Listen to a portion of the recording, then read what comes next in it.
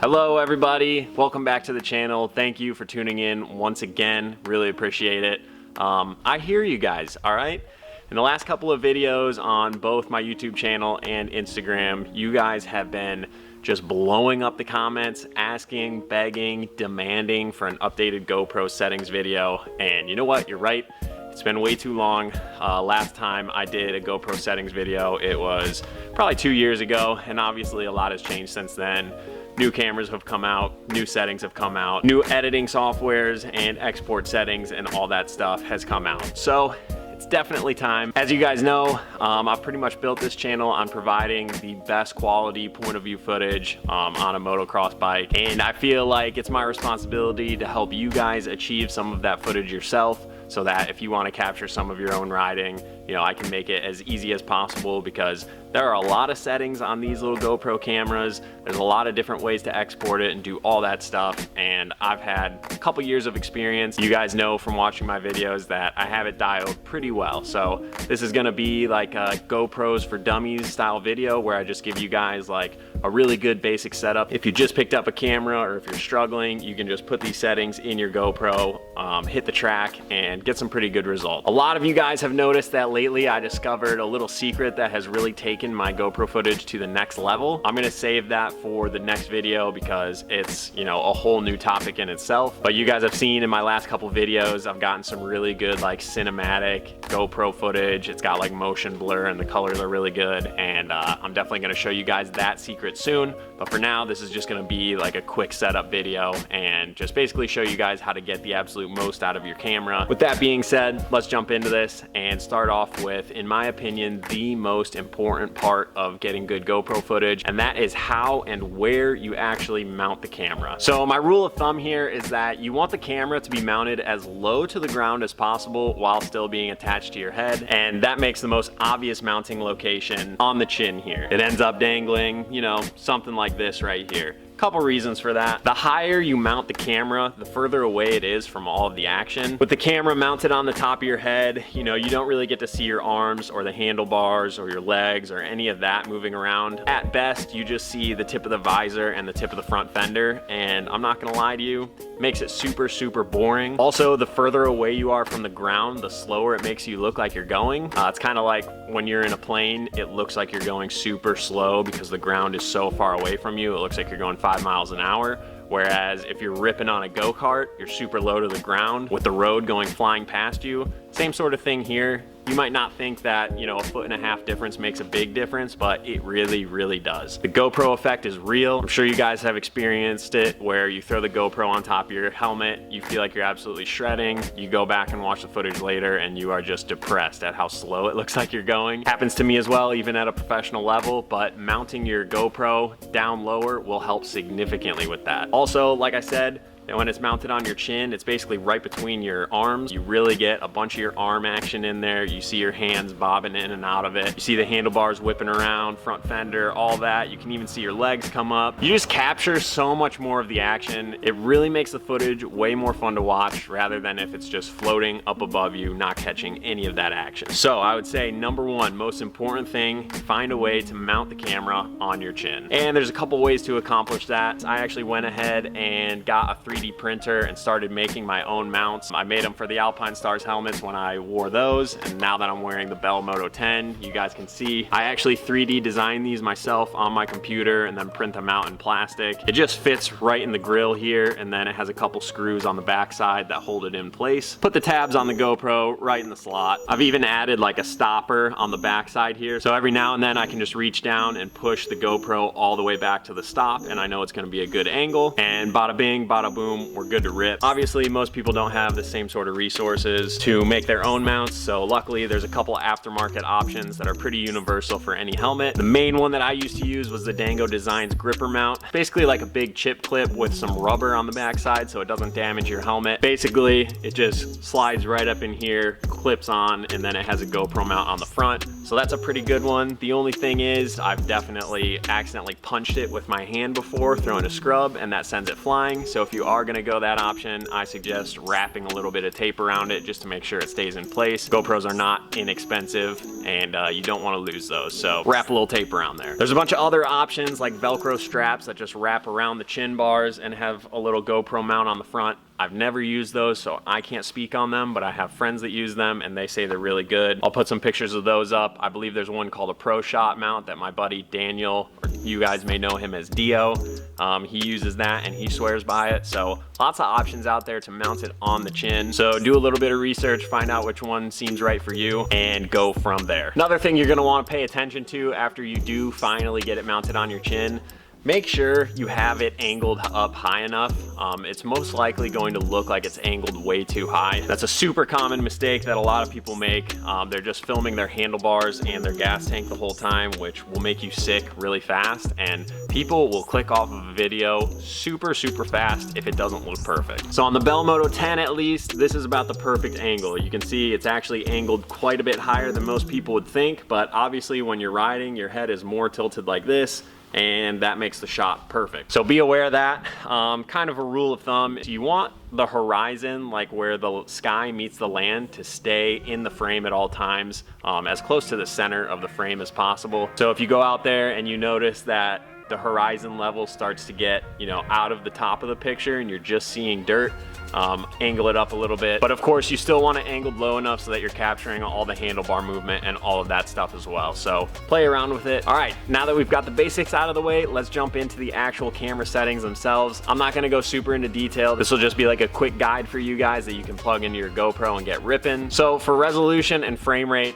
I mean, obviously the higher resolution that you can use, the better, but just a good standard setting, at least run it on 2.7K. The main limiting factor here will definitely be whatever computer that you're editing on.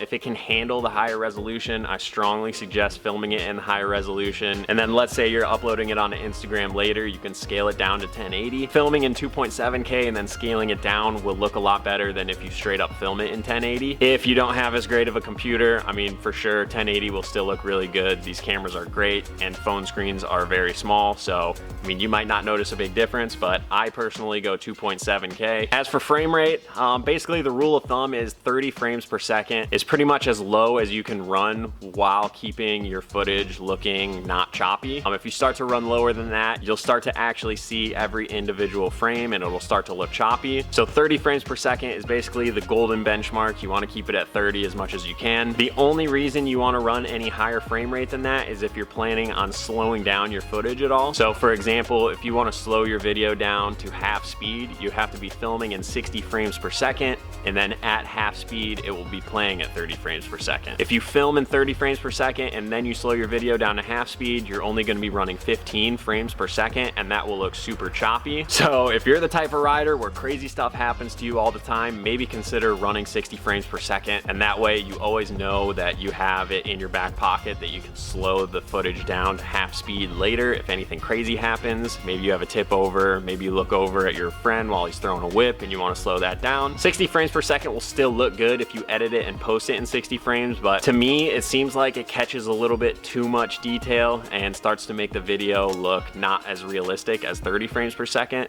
30 frames kind of maintains some of that like motion blur. It just makes it look a little bit more realistic and makes it look like you're going a little bit faster.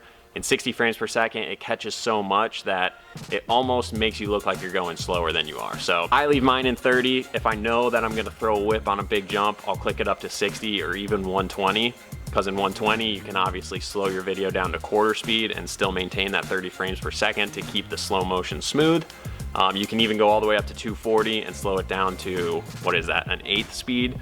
That would definitely look pretty crazy. But if you guys don't plan on slowing your footage down, 30 frames per second is the way to go. Next up, for the lens, like I said, you want to use super view. Super view basically kind of acts almost as a fisheye. It zooms out really far. And when you're riding on a dirt bike, the camera is very close to the action, like the handlebars and stuff in front of you. And if you want to capture all of that, super view kind of zooms out and captures more of the action that's going on. Since it kind of does a fisheye effect, it makes objects on the edges of the screen look like they're moving a lot faster. So when you're going past other riders, the dirt on the ground trees and stuff are gonna look like they're whipping past you much faster, and overall it's gonna make you look like you're going faster. So you definitely want to be running super view. Another big one is hyper smooth, and this only became available on the GoPro Hero 7 Black Edition and after. So I highly recommend, if you guys are looking for a GoPro camera to buy, you buy the 7 Black or later.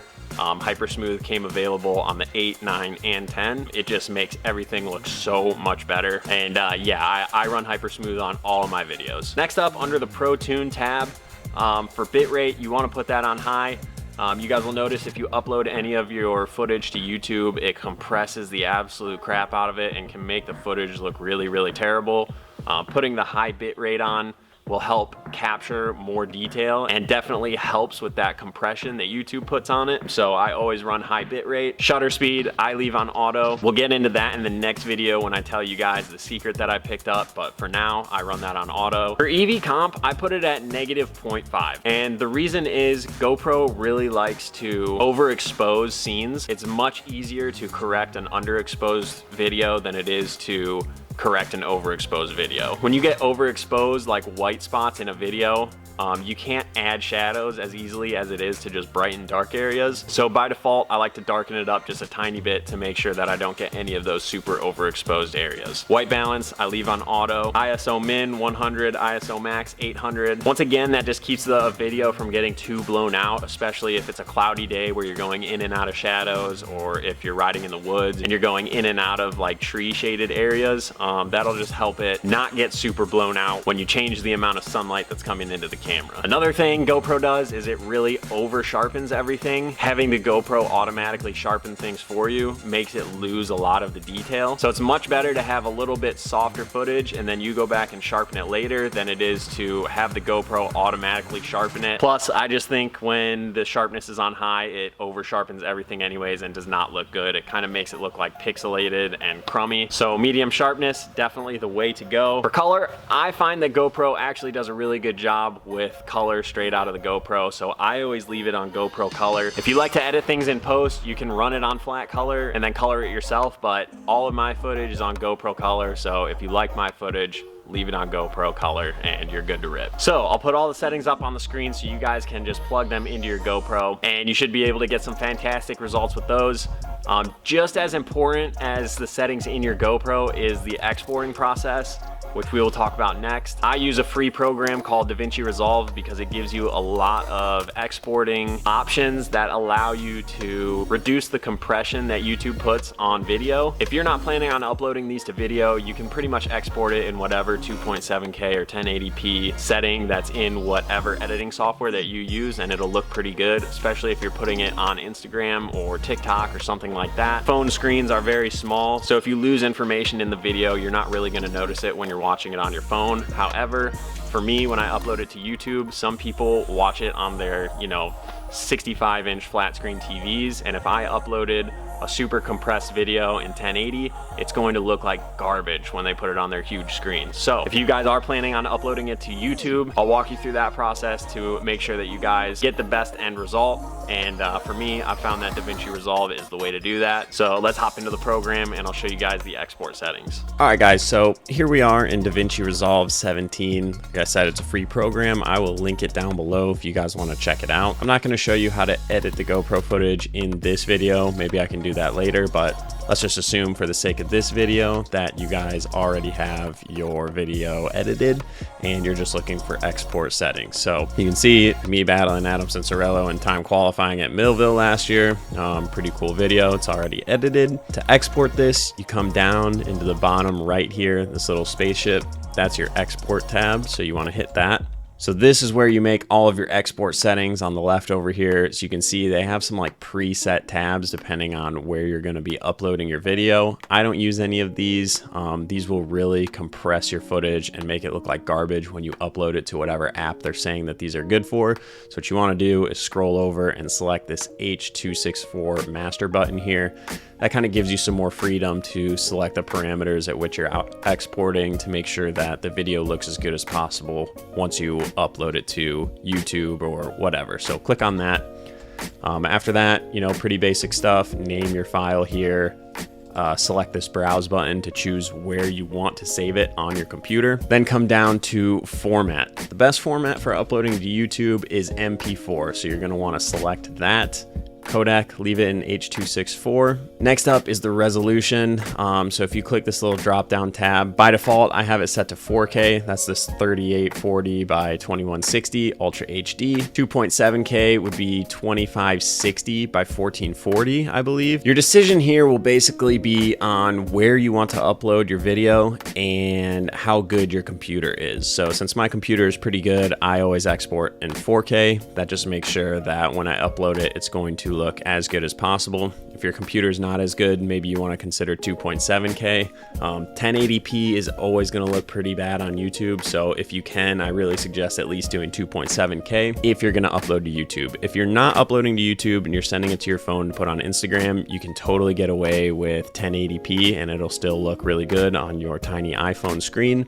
So that's going to be up for you to decide. Anything I upload on Instagram is 1080, anything I upload on YouTube is 4K. Next, coming down to quality. This is the very important part. Instead of having it selected on auto right here, go down and click the restrict to tab and select the bitrate at which you're exporting. This number basically tells you how much information you're going to keep in your video. The lower the number, the less data it's going to keep, but the faster it'll export. The higher number, the more data it'll keep, but the slower it exports. I've found that 50,000 right here is a really good return on the investment of time that you're putting in. It will look really, really good without taking hours to export. Anything higher than that, it doesn't look much better, but it starts taking way longer. Anything less than that, it starts looking way worse and doesn't really export that much faster. So 50,000 is what I always keep all my videos on, and they turn out pretty dang good. So that's the super important key factor there, restricting it to 50,000, and that should have your video looking really good. If you're noticing that your program is crashing a lot, you can come up to this file tab here, go down to render speed and set it at 75% instead of maximum. That will just slow down the render process and kind of make sure that your computer is able to keep up with the render. I always leave mine on 75 because if I have it on maximum, sometimes it'll crash. Once you have all that set, click add to render queue over here. You'll see it pop up on the right side under this render queue tab, and then you'll hit render all. Once it renders, you find that file, upload it to YouTube, and that is pretty much all she wrote. So there you have it, guys. Pick up a GoPro Hero 7 Black or later. Make sure your GoPro is mounted on your chin. Plug in the settings that I showed you guys, export it correctly, and you're off to the races. Hope you guys found this useful, and if you want to know how I'm getting such awesome footage lately, tune into the next video where I'm going to show you guys the $15 secret that I discovered. I'm subscribed to make sure you don't miss that video. Pretty awesome little mod to these GoPros that gets some really, really good results. So hope this video helped you guys get out there, get filming some stuff, get uploading to YouTube. I love watching your guys' stuff that you send me, so keep that up. As always, thank you very, very much for watching. We'll catch you in the next one. Peace out, guys.